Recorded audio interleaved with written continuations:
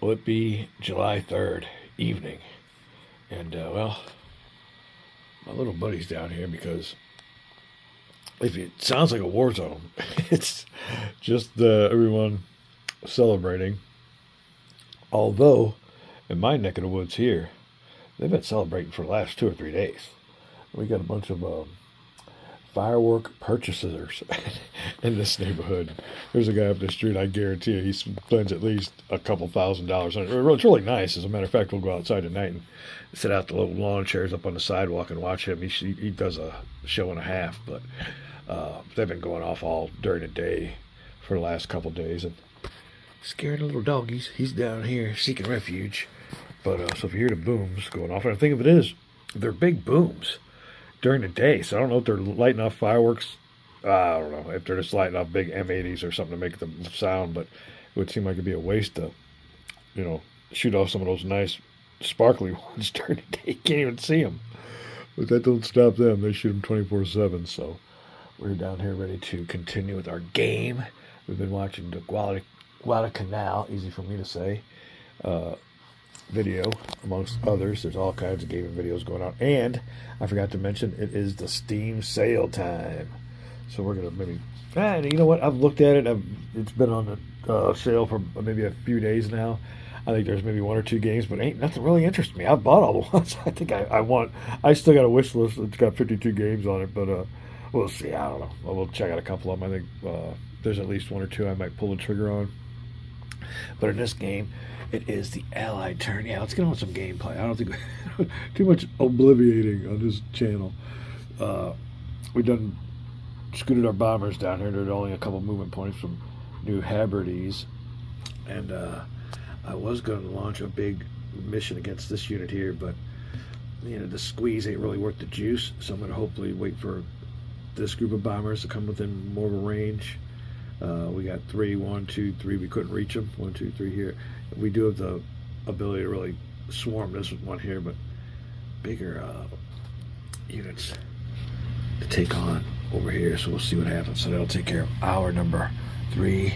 We're in hour number 4. We'll see what I'm going to do with the Japanese movements, and we'll be right back with a simple game. Like I said, it's not too far from tic-tac-toe, but it does have a little bit of a war flavor, and there is the object of victory points. And we're tied right now, so we'll be right back. I'm going to start off with, I'm going to show you what goes on here, but where these bombers who are turned sideways are done with their missions. His 4 movement points put him here, and this unit underneath him is right there with only 2 movement points. So they went ahead and grouped together for more protection with that number on the left against anybody who wants to hammer them on their way back to, I guess, Japan, or we'll just see where that's at over there. But anyway, all right, well, this unit here, we need to go for these bombers, but unfortunately 1, 2, 3, we're 1 short. By the time it comes to the Allied turn, they'll already be landed at New Hebrides. So there you go. So that's pretty well useless for them. These are a bunch of fighters. There's nobody really in the air. The Allied player wasn't dumb enough to leave any units in Henderson Field to get strafed. All these units could have went in and rolled 1 die against them strafe, but we seen that coming. That's why we evacuated down here to where they can't get us. They can't cross that blue line. So what to do with these fighters, we're not sure. These are the only units we moved. Here again, we have a bunch of fighters in the air. Well, here's a bomber. A couple bombs here. Here's a group of bombers right here. We got to find out a good target, but I think we got them. Oh, U.S. Australian convoys. All right, so that'll be their target. So we'll be moving the action with these units here that way. Maybe we might give them a little bit of intercept with the units we've held back in Australia. We'll be back with more Japanese movements. All right, then.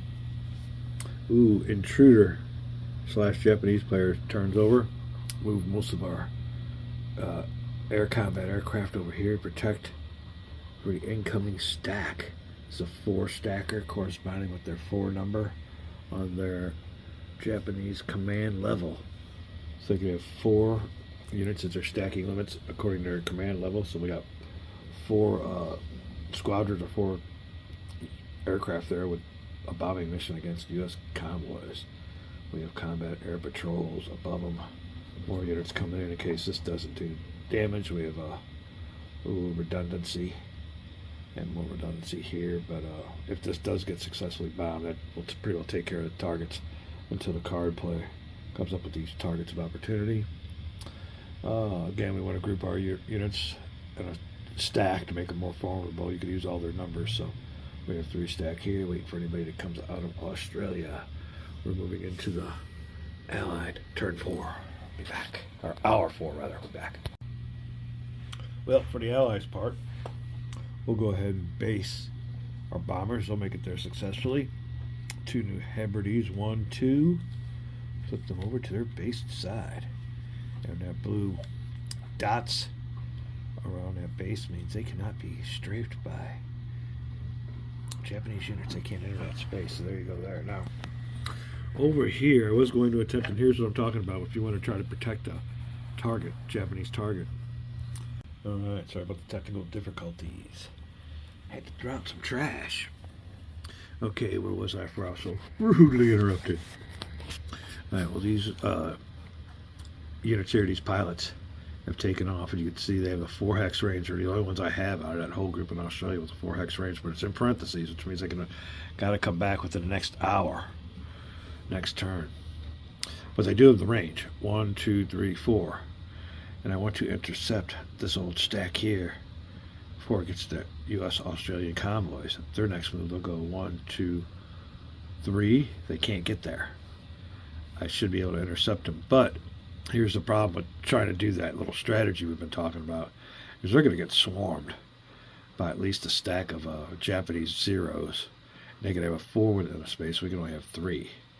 So I'm going to redo this. They're going to get nailed before they get to their targets, I do believe. So let's go ahead and yeah, their next turn they could definitely jump on me. That's the furthest I can go. Shoot me down or abort me. They'll still get their target here. So we're going to go back here. We're going to not do that. We're going to take advantage of the high numbers in this stack. So here's a 2 here. It's a 1 there, 1 there, 1 there. So everybody has a 2. 2, 1. We got 2 of them that can have 2s. We have only 3 in a stack. So we'll have this one here.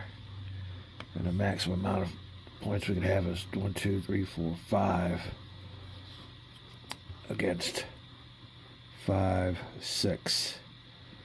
So we'll see. Hopefully the die works with us. 1, 2, 3. We all have a range of 4, 4, and 3. So that'll be possible if we want to go ahead and jump on this stack. Now, the stack could have been bigger. The Japanese are allowed 4 per space, so we caught them with a little bit beyond their maximum. But we're still going to roll with 1 die less. But I think that's going to be it. We're going to have a bunch of die to roll here. Big combat, looking for... Ooh, I guess just lucky to die on this one. It probably would have been more... Well, if you were playing for blood, better to hold off. And, you know, maybe we could even did what we just pulled back from. You never know. It's all lucky to die. But we're going to go ahead and, like any other war game, roll some die and see who comes out ahead. We'll be back. Back.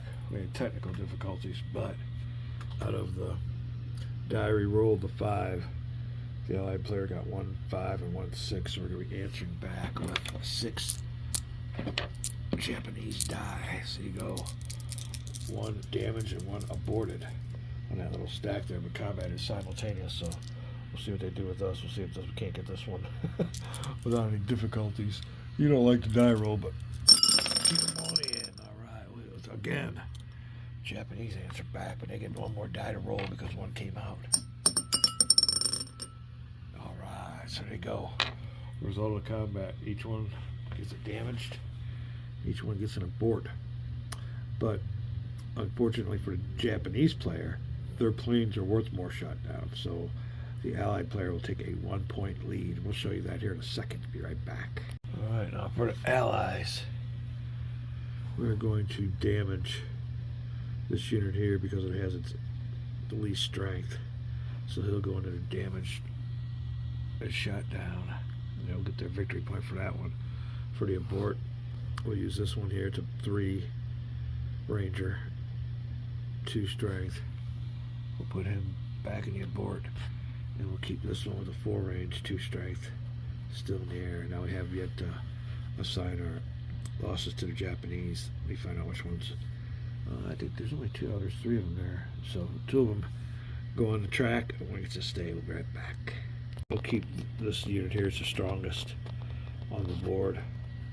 And for a Japanese player, this unit here, which is the weakest, will go into the damaged.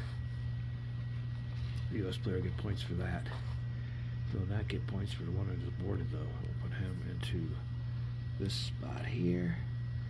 Next, we will award victory points. Alright, Japanese players, or Japanese planes, or squadrons are worth more, so we'll get 2 points. Giving our score to 13. But they only get 1, 12. Allies take a 1 point lead. That'll be it. Let me straighten the rest of this out. We'll be back for the next hour, which will be hour number 5. I don't know if I switched that prematurely or not. I'll have to look back at that. We're at hour 5, and it will be the intruder / Japanese player's turn when we come back. All right, maybe trying to get me some time in on this busy weekend. We are back with some more Catus Air Force play. I'm going to try to get this video out real quick. We'll wrap this one up after this turn, but I want to make a couple notes. Oh, if you've seen anything previous on my channel, you see I'm working on a Civil War game. It has to do with the post-Gettysburg retreat.